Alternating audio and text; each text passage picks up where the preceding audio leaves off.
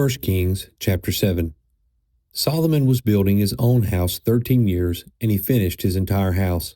He built the house of the forest of Lebanon. Its length was 100 cubits, and its breadth 50 cubits, and its height 30 cubits. And it was built on 4 rows of cedar pillars, with cedar beams on the pillars, and it was covered with cedar above the chambers that were on the 45 pillars, 15 in each row. There were window frames in 3 rows, and window opposite window in 3 tiers.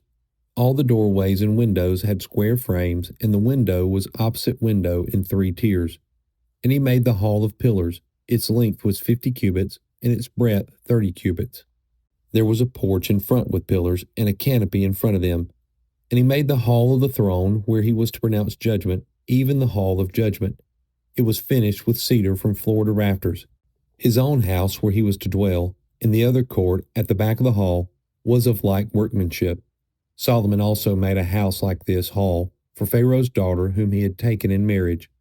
All these were made of costly stones, cut according to measure, sawed with saws back and front, even from the foundation to the coping, and from the outside to the great court.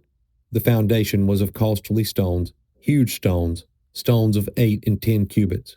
And above were costly stones, cut according to measurement, and cedar. The great court had 3 courses of cut stone all around, and a course of cedar beams. So had the inner court of the house of the Lord and the vestibule of the house. And King Solomon sent and brought Hiram from Tyre. He was the son of a widow of the tribe of Naphtali, and his father was a man of Tyre, a worker in bronze. And he was full of wisdom, understanding, and skill for making any work in bronze. He came to King Solomon and did all his work. He cast 2 pillars of bronze. 18 cubits was the height of one pillar, and a line of 12 cubits measured its circumference. It was hollow, and its thickness was 4 fingers. The second pillar was the same. He also made 2 capitals of cast bronze to set on the tops of the pillars. The height of the one capital was 5 cubits, and the height of the other capital was 5 cubits.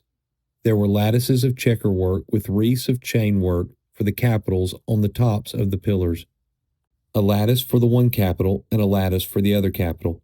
Likewise, he made pomegranates in 2 rows around the one lattice work to cover the capital that was on top of the pillar, and he did the same with the other capital. Now the capitals that were on the tops of the pillars in the vestibule were of lily work, 4 cubits. The capitals were on the 2 pillars and also above the rounded projection which was beside the lattice work. There were 200 pomegranates in 2 rows all around, and so with the other capital. He set up the pillars of the vestibule of the temple. He set up the pillar on the south and called its name Jachin, and he set up the pillar on the north and called its name Boaz. And on the tops of the pillars was lily work. Thus the work of the pillars was finished. Then he made the sea of cast metal. It was round, 10 cubits from brim to brim, and 5 cubits high, and a line of 30 cubits measured its circumference. Under its brim were gourds for 10 cubits, compassing the sea all around. The gourds were in 2 rows, cast with it when it was cast. It stood on 12 oxen, 3 facing north, 3 facing west, 3 facing south, and 3 facing east. The sea was set on them, and all their rear parts were inward. Its thickness was a handbreadth, and its brim was made like the brim of a cup, like the flower of a lily. It held 2,000 baths. He also made the 10 stands of bronze. Each stand was 4 cubits long, 4 cubits wide, and 3 cubits high. This was the construction of the stands. They had panels, and the panels were set in the frames. And on the panels that were set in the frames were lions, oxen, and cherubim. On the frames, both above and below the lions and oxen, there were wreaths of beveled work. Moreover, each stand had 4 bronze wheels and axles of bronze, and at the 4 corners were supports for a basin. The supports were cast with wreaths at the side of each. Its opening was within a crown that projected upward 1 cubit. Its opening was round, as a pedestal is made, 1.5 cubits deep. At its opening there were carvings, and its panels were square, not round. And the 4 wheels were underneath the panels. The axles of the wheels were of one piece with the stand, and the height of a wheel was 1.5 cubits. The wheels were made like a chariot wheel. Their axles, their rims, their spokes, and their hubs were all cast. There were 4 supports at the 4 corners of each stand. The supports were of one piece with the stands. And on top of the stand there was a round band half a cubit high. And on the top of the stand its stays and its panels were of one piece with it. And on the surfaces of its stays and on its panels he carved cherubim, lions, and palm trees, according to the space of each, with wreaths all around. After this manner he made the 10 stands. All of them were cast alike, of the same measure and the same form. And he made 10 basins of bronze. Each basin held 40 baths. Each basin measured 4 cubits. And there was a basin for each of the 10 stands. And he set the stands, 5 on the south side of the house, and 5 on the north side of the house. And he set the sea at the southeast corner of the house. Hiram also made the pots, the shovels, and the basins. So Hiram finished all the work that he did for King Solomon on the house of the Lord, the 2 pillars, the 2 bowls of the capitals that were on the tops of the pillars, and the 2 lattice works to cover the 2 bowls of the capitals that were on the tops of the pillars, and the 400 pomegranates for the 2 lattice works, 2 rows of pomegranates for each lattice work to cover the 2 bowls of the capitals that were on the pillars, the 10 stands, and the 10 basins on the stands, and the 1 sea, and the 12 oxen underneath the sea. Now the pots, the shovels, and the basins, all the vessels in the house of the Lord which Hiram made for King Solomon, were of burnished bronze. In the plain of the Jordan the king cast them, in the clay ground between Succoth and Zarethan. And Solomon left all the vessels unweighed, because there were so many of them. The weight of the bronze was not ascertained. So Solomon made all the vessels that were in the house of the Lord, the golden altar, the golden table for the bread of presence, the lampstands of pure gold, 5 on the south side and 5 on the north, before the inner sanctuary, the flowers, the lamps, and the tongs of gold, the cups, snuffers, basins, dishes for incense, and fire pans of pure gold, and the sockets of gold for the doors of the innermost part of the house, the most holy place, and for the doors of the nave of the temple. Thus all the work that King Solomon did on the house of the Lord was finished. And Solomon brought in the things that David his father had dedicated, the silver, the gold, and the vessels, and stored them in the treasuries of the house of the Lord. 2 Chronicles chapter 4. He made an altar of bronze 20 cubits long and 20 cubits wide and 10 cubits high. Then he made the sea of cast metal.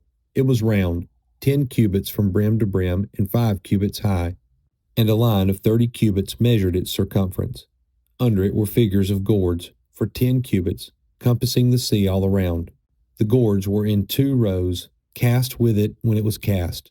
It stood on 12 oxen, 3 facing north, 3 facing west, 3 facing south, and 3 facing east. The sea was set on them, and all their rear parts were inward. Its thickness was a handbreadth, and its brim was made like the brim of a cup, like the flower of a lily. It held 3,000 baths. He also made 10 basins in which to wash, and set 5 on the south side and 5 on the north side. In these they were to rinse off what was used for the burnt offering, and the sea was for the priests to wash in. And he made 10 golden lampstands as prescribed, and set them in the temple, 5 on the south side and 5 on the north.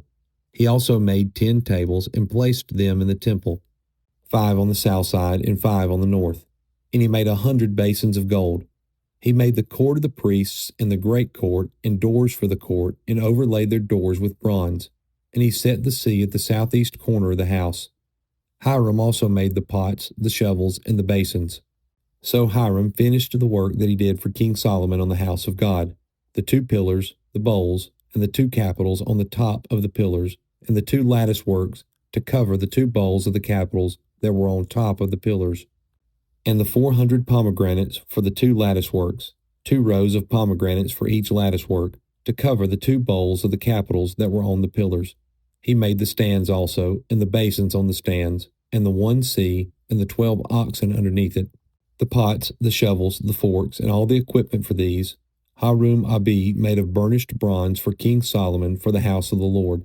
In the plain of the Jordan the king cast them, in the clay ground between Succoth and Zeradoth. Solomon made all these in great quantities, for the weight of the bronze was not salt.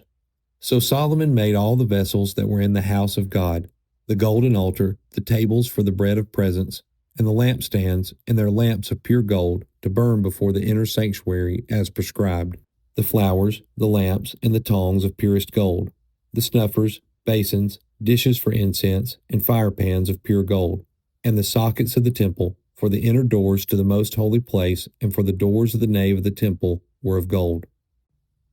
Psalm 44. To the choirmaster, a maskil of the sons of Korah. O God, we have heard with our ears, our fathers have told us, what deeds you performed in their days, in the days of old. You with your own hand drove out the nations, but them you planted. You afflicted the peoples, but them you set free.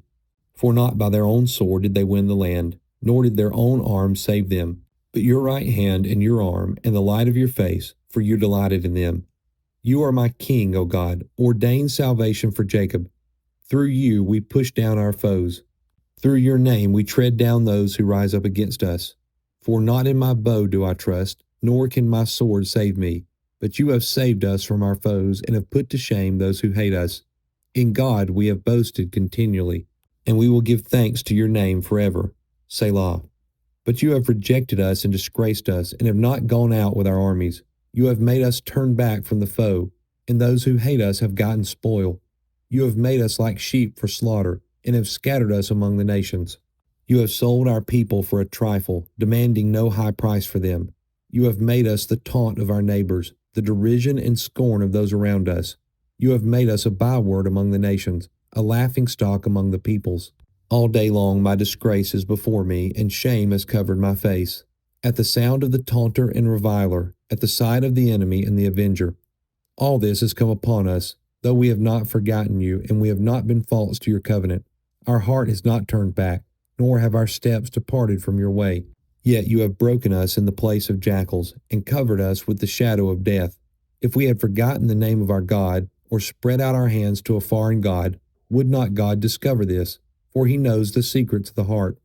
Yet for your sake we are killed all the day long. We are regarded as sheep to be slaughtered. Awake! Why are you sleeping, O Lord? Rouse yourself. Do not reject us forever. Why do you hide your face? Why do you forget our affliction and oppression? For our soul is bowed down to the dust. Our belly clings to the ground. Rise up, come to our help. Redeem us for the sake of your steadfast love. 1 Timothy chapter 2.